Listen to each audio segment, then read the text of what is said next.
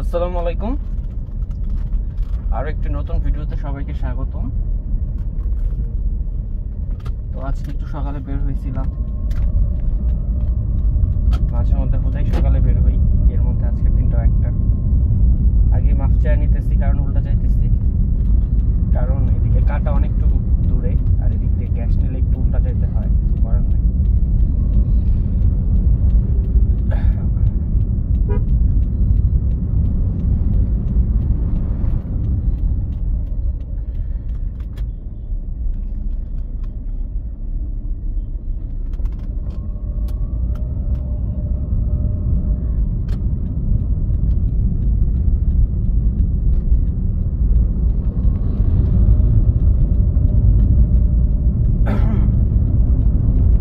এই জায়গা হচ্ছে মূলত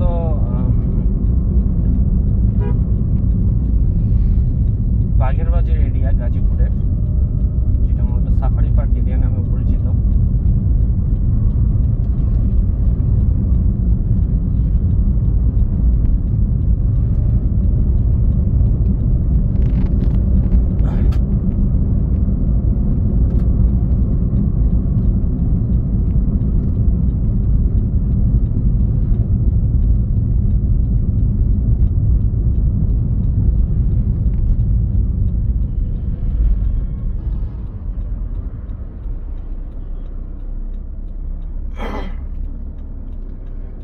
আপনারা যখন উল্টা যাবেন চেষ্টা করবেন যে বিপরীত সাইডের গাড়িগুলোকে আগে প্রথম প্রায়োরিটি দিতে।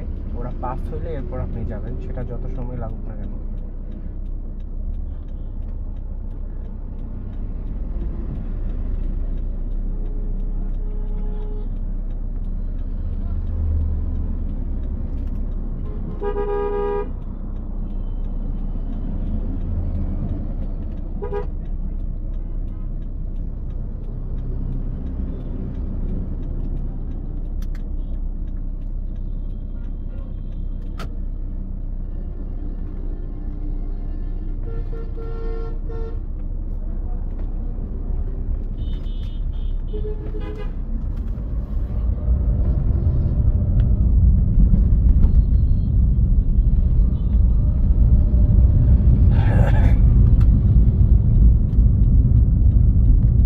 ওই সামনে কাটা, ওখান থেকে আমি বাম লেনে ঢুকে যাবো।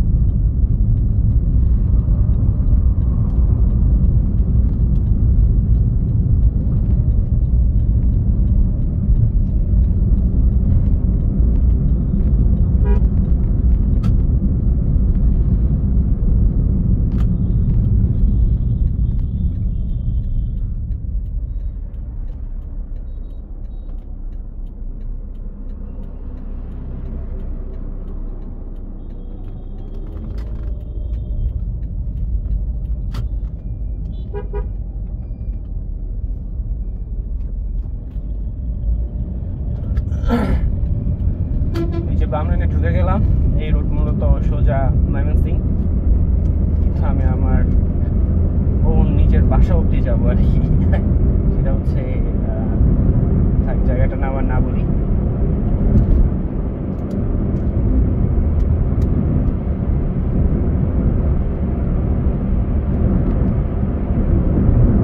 সকালবেলায় রাস্তাটা যাই একটু ভালো লাগে। এখন তাও টুকটাক অটো রিক্সা বা ভ্যান এগুলো রাস্তায় চলাচল করতেছে, কিন্তু আরেকটু পরে বেরি হওয়া যাবে না। মূলত এই জায়গাটা হচ্ছে শিল্পাঞ্চল, তো এর জন্য আর কি গাড়ি ঘোড়া সবকিছুই বেশি।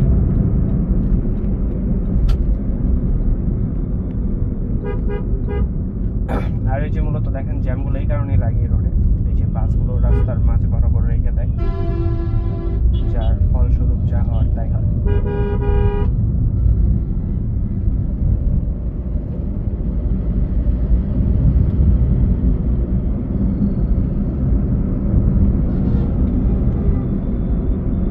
আচ্ছা, কথা জিজ্ঞেস করি আপনাদেরকে, তাই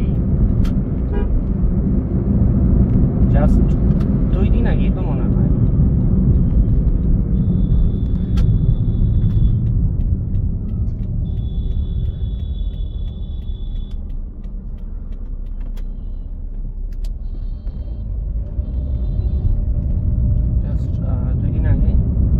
300 ফিটের একটা ভিডিও মোটামুটি ভাইরাল হয়েছে। একজন বাইকার, সম্ভবত SRK ভিডিওস টাইপ কিছু একটা নাম হবে, উনি 300 ফিটের মতো রাস্তায়, যেখানে স্পিড লিমিট মেবি 60 বা 80 হবে, সে 120 কিলোমিটার গতিতে যাচ্ছে। আর ওই যে আমার সামনে ইউটার্ন লেখাটা, এতটুকু দূরে একটা নোহা ছিল, নোহাটা বাম লেন থেকে জাস্ট ডান লেনে আসছে, উনি ওনার বাইক কন্ট্রোল করতে পারে নাই। তারপর নোহাটা পুরোপুরি ওনাকে চাপ দেয়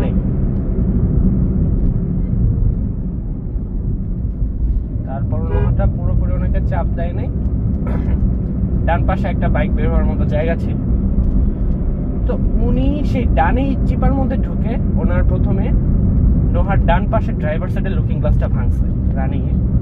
আর একটু পরে উনি হুমকি দিতেছে রানিংয়ে যে সামনে আয় নোহাকে। এরপর আবার বাম সাইডে যে বাম সাইডের লুকিং গ্লাসটা ভাঙছে।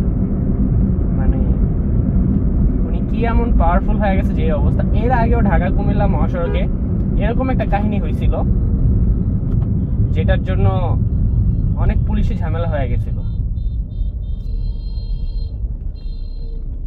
দেখছেন কি অবস্থা,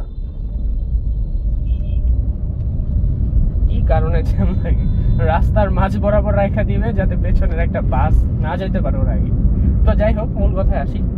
তো ঢাকা কুমিল্লা হাইওয়েতে এরকম একটা কাহিনী হয়েছিল, যেটার জন্য ওই যে বিডি কার্স কমিউনিটি, কার হাব আছে, এগুলাতে তুমুল পোস্ট হয়েছিল। এরপর অনেক পুলিশ ভাইরা দেখছিল, ট্রাফিক পুলিশ, ওনারা যথেষ্ট ব্যবস্থাও নিয়েছিল। তো আশা করতেছি এবারও এই 300 ফিটের যে কাহিনীটা হয়েছে, এটার মধ্যেও ভালো একটা ব্যবস্থা নেওয়া হবে। আর ভাই, বাইক চালান ঠিক আছে, বাইক নিয়ে রাস্তায় 120-140 তোলার মতো রাস্তা বাংলাদেশে না। আর যেখানে আপনার সামনে এনাফ জায়গা ছিল, ডান পাশে এতটাও চাপ দেন, একটা বাইক বের হওয়ার মতো জায়গা ছিল, ওইখানে আপনি কিভাবে একটা গাড়ির লুকিং গ্লাস ভাঙতে পারেন? আপনি তো লুকিং গ্লাসে হাত দেওয়ার অধিকার রাখেন না, তাই না?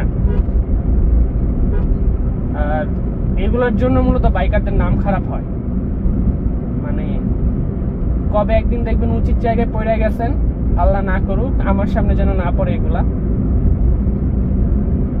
এরপর কি হবে ওইটার না বলি। আর সবথেকে বড় কথা হচ্ছে, অন্যের সম্পদের মধ্যে হাত দেওয়ার অধিকার আপনার নাই। আপনি যে একটা লুকিং গ্লাস ভাঙলেন, একটা না, সরি, 2টা লুকিং গ্লাস ভাঙছেন, ওই গাড়ির একটা লুকিং গ্লাসের মানে জোড়া লুকিং গ্লাস যদি কিনতে যাই, কম করে হলেও 30 থেকে 40 হাজার টাকা লাগা যাবে কমপ্লিট সেট আপ। আরো বেশিও লাগতে পারে, কারণ ওটা একদম নিউ মডেলের গাড়ি। তো আপনার বাইক মোটামুটি, ওটা ছিল R15, অর্ধেক কিনা যাবে ওই টাকা দিয়ে, যে টাকা খরচ হবে ওনার, মানে টোটাল কস্টিং বিল টিল লাগাতে। তো যাই করবেন বাইকার ভাইয়ের একটু ভেবে চিন্তে করেন, ঠিক আছে? আর কার কমিউনিটি গ্রুপ কিন্তু অনেক পাওয়ারফুল,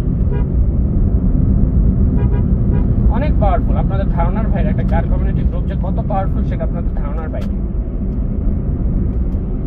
আর ওই বাইকার যদিও অ্যাপোলোজাইজ, উনি ক্ষমা চাইছে, কিন্তু লাভ কি? এই ক্ষমা দিয়ে তো লাভ নেই। আপনি যে কাজ করছেন, আপনি আপনার কর্মফল পাবেন, চিন্তা করেন। আর ওই ভিডিওটা আমি একটু অ্যাড করে দিব, না দেখেন কি অবস্থা। আর কমেন্টে আপনারাই জানাবেন যে এই ধরনের বাইকারদের কি করা উচিত।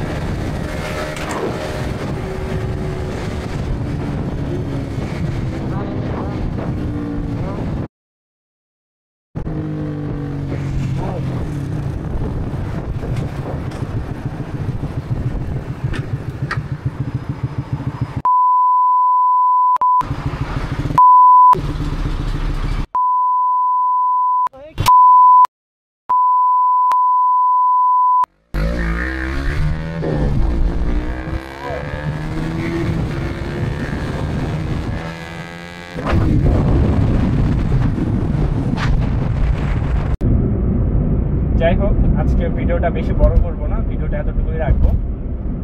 তো ইনশাআল্লাহ ভবিষ্যতে আরো পপ ড্রাইভ টাইপ ভিডিও আসবে।